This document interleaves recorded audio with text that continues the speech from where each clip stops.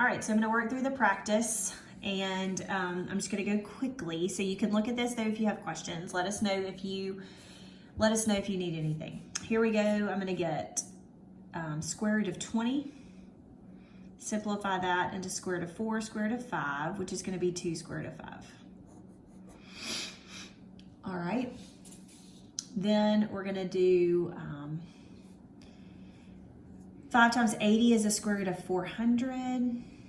X to the 4th, that's gonna simplify to 20. 2 goes into 4 2 times with no remainder, so 20x squared. This gives you 10. The square root of 3 times square root of 3 is 3, which is 30.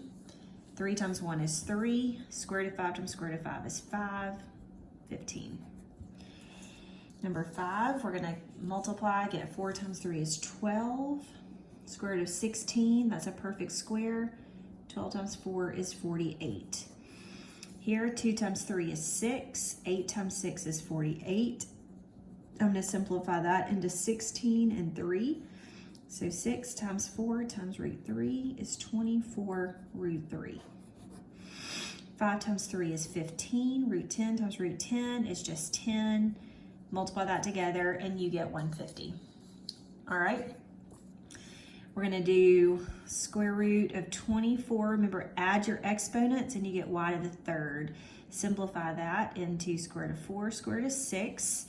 So that's gonna be however you wanna do that, and look at your variables with it. So you know you're gonna have 2. I can do it all together like that. 2 root 6, y to the 3rd, and then I'm gonna simplify my variable next. So I know 2 goes into 3 one time, so I take 1 out and I'm gonna leave 1 in. All right, number 9, you're gonna do, I know, because I've already tested it, I know that when I multiply these together, I get 1,296, which is, the square root of 1,296 is 36. So I've decided to multiply since it gave me a perfect square, and that was the easier way to work the problem. 3 times 2 is 6. 12 times 3 is 36. That's a perfect square. Simplify and multiply. Square root of 113 and square root of 113 is just 113. It removes the radical. Here, if I multiply 28 times 25, I get square root of 700. Anytime I have something like 100, I usually go ahead and do that multiplying, because I can split that into square root of 100 and square root of 7. So now I'm going to multiply 15 times 10 times square root of 7, and my answer is just 150 square root of 7. Pretty straightforward that way. All right, remember you can have lots of different ways that you do these. It's up to you.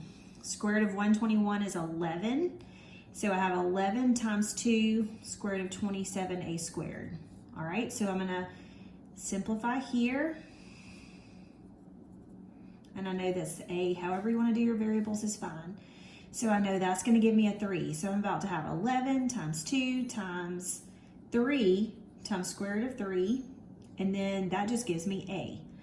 I have no remainders. So 2 times, that's going to be 66 a square root of 3. I did that one a little differently. Remember, there are a lot of different ways you can do these.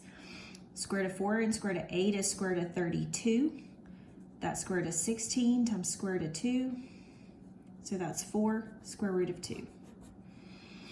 This one, I'm going to go ahead and multiply first. So 5 times 7 is 35. Then that's going to give me 24x to the 9th y. All right, so if I simplify here, I'm going to have, excuse me, I've got the square root of 4 times the square root of 6. So if I do that first, that's going to give me 70 square root of 6 x to the 9th y. So now I can simplify my variables. 2 goes into 9 4 times, so that's 70 x to the 4th. And I'm going to have to leave an x on the inside with the 6 already. The y is y to the 1, so nothing can come out. So my answer is 70x to the 4th square root of 6xy. All right, number 16, I'm going to multiply, sorry if you couldn't see that, now you can. That's going to give you square root of a to the 4th, which when you simplify is just a squared, because 2 goes into 4 2 times. All right, number 17, I'm going to, let's see what I get when I multiply it. I get 648, which I don't know if that's a perfect square. I could try a couple if I want to. Nope.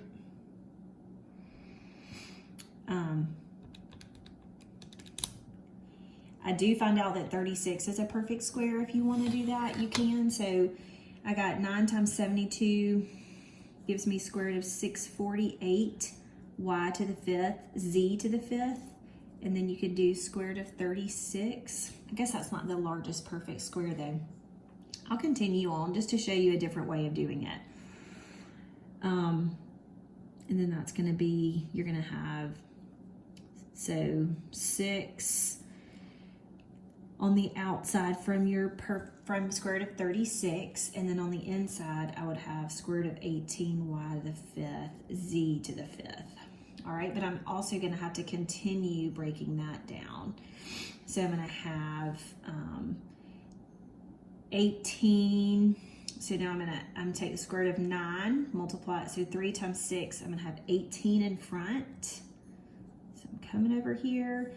I know that I'm going to have a 2 left under the radical. I'm going to start simplifying my variables. 2 goes into 5 2 times, so that's y squared. Leave a y on the inside. Z squared, and leave a z on the inside. So I can write that better. 18 y squared, z squared, square root of 2yz. All right, square root of 400 is 20. 2 goes into 6 3 times, so that's 8 to the 3rd. 2 goes into 5 2 times, so I take out a b squared and leave in a b. Here we've got, I'm going to multiply, I think I'm going to go ahead and multiply these. 2 times 8 is 16, and when I multiply 50 times 8, I get 400. A squared, b squared. All right, so when I take the square root of 400 and multiply it times 16, I get 320. 2 goes into 2 one time, 2 goes into 2 one time. That's my answer. All right, 45 times 20. Let's see what that gives me. 900, so it's a perfect square. So I've got 35 times the square root of 900, so that's 35 times 30, which is just, should be 10,050. Should be your answer, all right? No matter which way you get there. Here, negative 2 times 3 is negative 6. Square root of 6, square root of 6 is 6. My answer is negative 36. Pretty simple.